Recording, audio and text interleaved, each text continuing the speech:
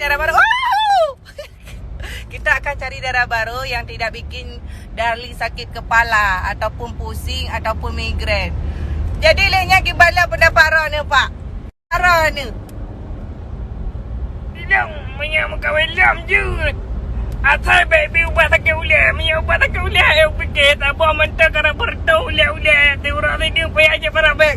Oh, okey. Kita akan sekilas pandangan dari sudut pandang Darling. Jadi Darling hanagala darah baru yang pegang sakit ular, mumang, uncit payah je, bodrek.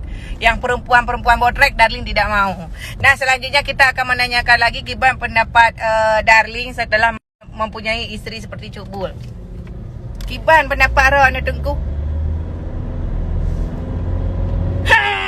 Payah aku tarik nafas-nafas. Anak aku tak apa pergi Aikan. Mentah sakit ular. Aku fikir.